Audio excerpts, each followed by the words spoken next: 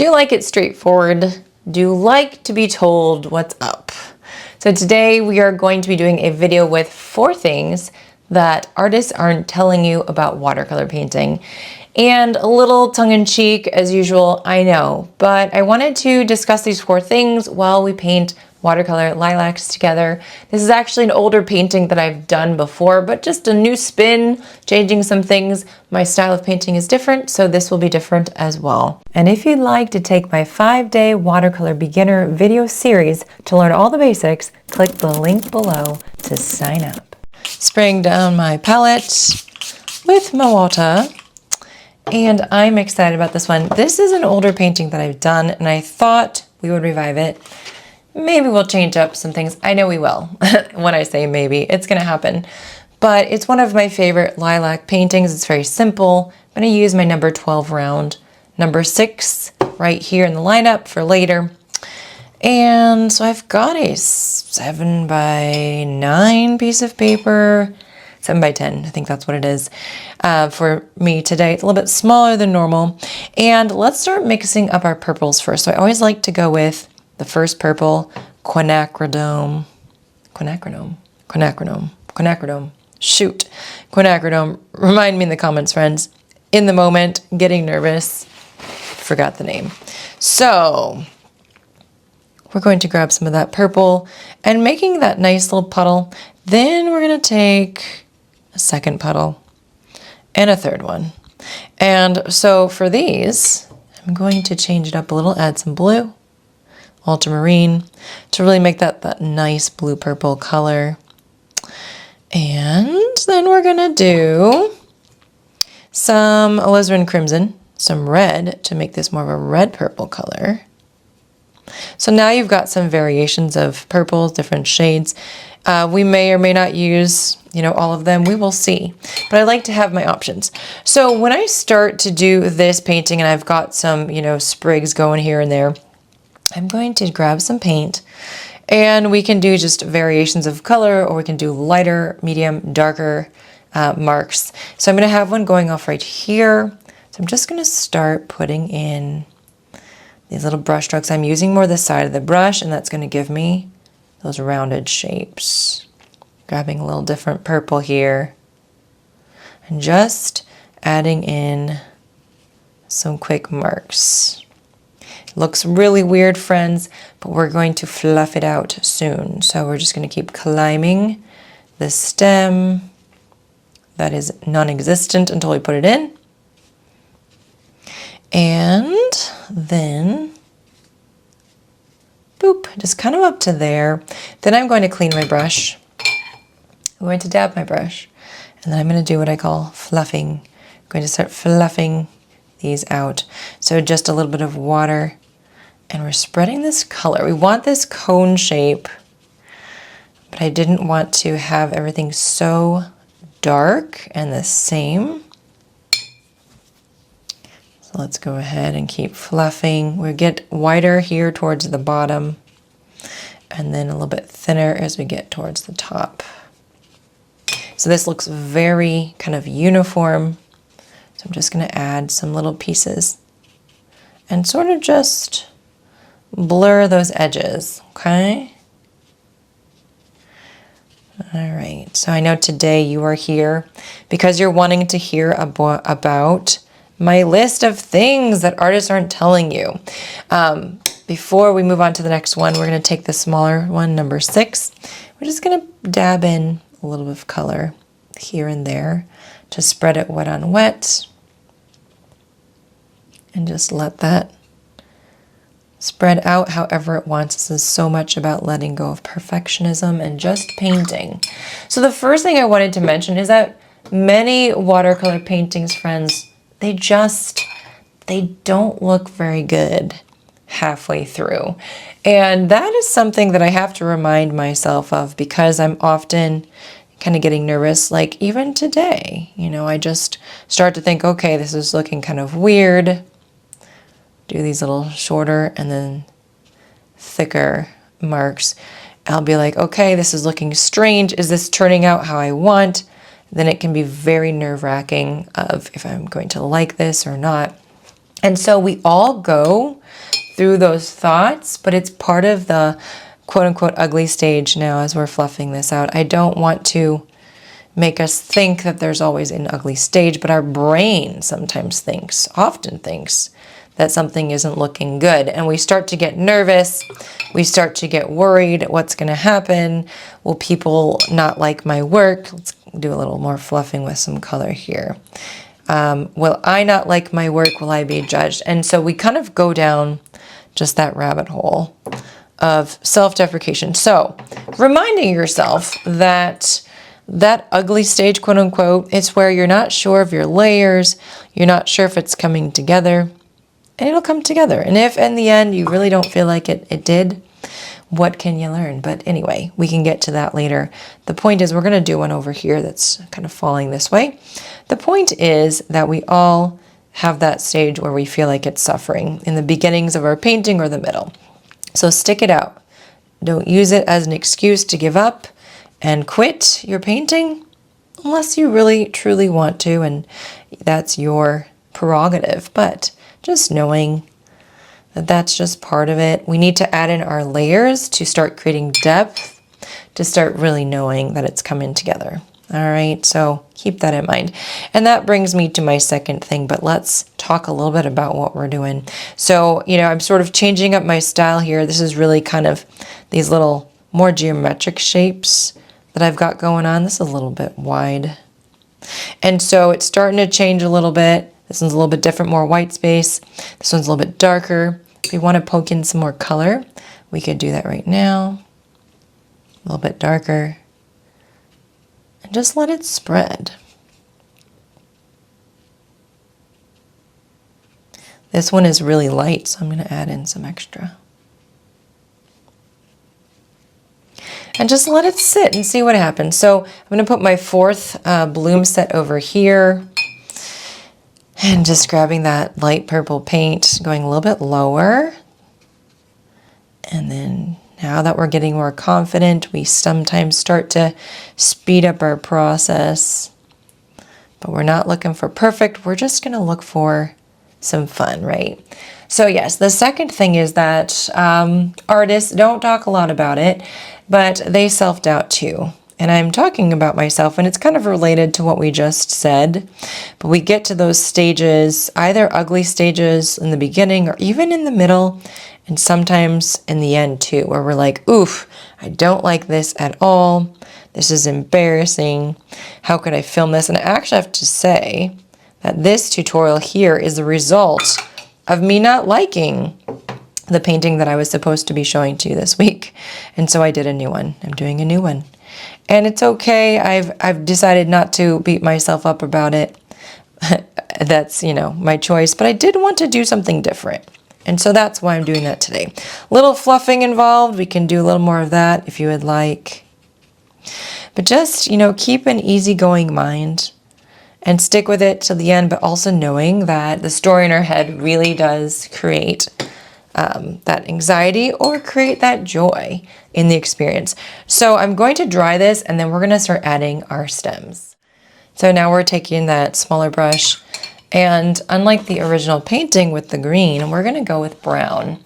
And lilacs usually have a brown stem anyway, so, and maybe have the green in between. I actually don't quite know. I think it's a green there, but we're going to go with brown today. And that's the great thing about art, is that you can do it your way. So really concentrated brown, as you can see. I'm just going for it. And what I want to do is start adding in where there's some white space, adding in those little stems. So let's go ahead. I'm going to put one here, just really light pressure. And kind of following it down a bit towards there. It's getting a little bit thicker. And then we're just going to draw that paint down. And it's okay if it's jagged. I actually think it looks prettier if it's jagged. That's my opinion. So then what I'm going to do is I'm going to do these little diagonals. And that's going to connect these little flowers to the stem. It's going to make it look more realistic. Not that we're going for realism, but a little bit doesn't hurt. And all of a sudden, you're going to start to see this come to life. So we can put some little kind of branches in between these little lines that we'd probably see in between everything, but just a few. I didn't leave a ton of white space with this, so you're not going to see a lot. Let's go with the second one over here. So that stem is just going to come in here and just crisscross over, unless I make it part of this one, which it kind of looks like actually, but I like to have lots of stems. So in the picture, so we're going to do the same thing, light pressure, following it down, and then just kind of looks like it's part of that one, but we're just gonna put that one in there. And then little lines to connect. Make sure they are diagonal, that's gonna look the best. So what are some other things that we can learn today? The third thing, friends, that you've got to know that artists aren't necessarily telling you, maybe an artist has told you, but in general, is that loose painting is actually quite difficult and it requires a lot of experience. Now, it kind of seems counterintuitive. So if you've been struggling trying to paint more loose, reminding yourself that's not a you problem, it's just a problem in general, maybe more of an experience problem. And even if you have a lot of experience painting with watercolors, if you've been doing realistic paintings, for example, then doing something much more loose is going to really tax you. When I first tried to loosen up my paintings several years ago, I had such a struggle because my brain wanted to paint more realistically, it wanted to paint more accurately, and I was just like really tight with holding my brushes. Wasn't helping at all. And so by loosening up, here are some tips. You're going to get some extra tips here today. Loosening up using bigger brushes, bigger paper, bigger brush strokes, lots of water, and also just trying not to copy something, but rather just trying to kind of take the idea of it and go with it when it comes to a reference photo. When we try to copy it, we make it exact. You know, we're really just trying to kind of, do the same thing that's been done. But it's hard to be loose in that way. Little branch there. It's hanging over a little bit weird, but that's okay. We can even add in some more purple and that will look nice. So it does take experience and it also takes relaxing. So maybe you need to take a deep breath if you're starting to feel frustrated with the process. That can really, really help. So that's my third tip there. Loosening up is difficult. It is not easy for most people, maybe for some people, but it wasn't for me. It just took a while. So there's that. I'm looking at my stems, and I like to keep them at different lengths. I just think it looks better, more natural that way. So I've got my stems in there. I like what's happening, but everything is kind of the same purple. So what I'm going to do is actually add a little more purple, and then we'll add something over the top. So because I want to fill in some gaps. So just grabbing this purple that's here, a little bit more purple. I'm just going to put in a little bit more right there, because I think I needed it. And then right here too, a little extra. And then when you have that, of course, grab this for the stems and just connect wherever you need to. Connect if you can, if it makes sense.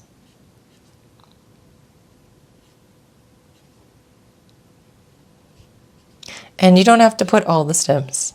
That's definitely a preference. Oh, I know I want to put one there as I'm seeing it now. Do you want to put one right there? Okay. Now it's time to add in a little extra pizzazz with the purple, but let's actually do some splatter first. Sometimes I'm just thinking and trying to figure it out. Let's do some green. Painting on the fly. Let's just do a little tap, tap, tap here. A little tap, tap, tap over here. If your splatter is not moving much, add more water. If it's barely showing up, you need to add a little more paint. So it's just kind of that balance of figuring it out. So I really love how it looks right now. I want to add in a little extra of that texture. So same thing, grabbing my puddles. I've got 3, right? I'll make about 3. I don't need a ton here. But I'm gonna grab some of my blue. And I'm not gonna go, and some red. I'm not gonna go super dark on the shadows. I just wanna be, you know, light, billowy. It's that looseness again. So as long as we go a little bit darker than we did before, a little more saturated, you're gonna see it show up. For this one here, I'm just going to add in some little dabs. This is one of my favorite ways to add in some texture, just a bit of some dabbing. And sometimes I like to do it more heavily on one side than the other, kind of showing like a shadow side. So friends, this is where the intuition comes in. You just sort of go with it where you think you want that color to be. A little bit more blue over here. I don't want to do too much. My brain wants me to do too much, and so some bigger areas and some smaller areas. I'm going to take that brush, dab it on my paper towel. So now I'm just going to spread it out a little bit because I do want more of that a blended look. For this painting, that just seems right for me. But blend if you want, don't blend if you don't. And I think it's so pretty without this already. So, you know, you be the judge. Sometimes I like to dab, sometimes I like to do like specific little roundy marks. And maybe we'll add that blue purple down here. Remember friends, you can always pause the video if it feels too fast. I do paint fast. That is certainly a reality. But you can always put it at halftime if that's better for you. So a little bit of purple there. A little bit of purple here. So what's the fourth thing before we wrap this up? The fourth thing, friends, is that even professional artists, we make a ton of ugly paintings. So not using the word ugly to make you feel bad in some way, but paintings that we maybe don't love. And it's okay. That's how we learn. The biggest thing is, what have you learned? What did you like about your painting? Keep doing that. This is what I tell myself anyway, and my students. What is it that you didn't like? Don't repeat it. Don't use it as a way for your brain to make you feel bad about yourself. That's the big thing. I don't want that to happen. So just use it as research. Okay, I didn't like this. I won't do it next time. And what I loved, I will do next time. I think, friends, that will make a world of difference for you in how you feel about your art. I hope you did paint with me. Let me know in the comments what you thought and maybe a flower suggestion for what you'd like to paint later on. Don't forget to click the link below to get my freebie. Always a good time to get free stuff, to let go of perfection, to enjoy watercolor painting more. And I am on Patreon, as you may know. If you didn't know, I have exclusive content over there, so go check it out. Finally, my art retreats are linked in the description. Scotland, Italy, so much fun to be had. Friends, more than anything, I wish you well and happy painting, happy mental health, and I'll see you guys next time. Mwah.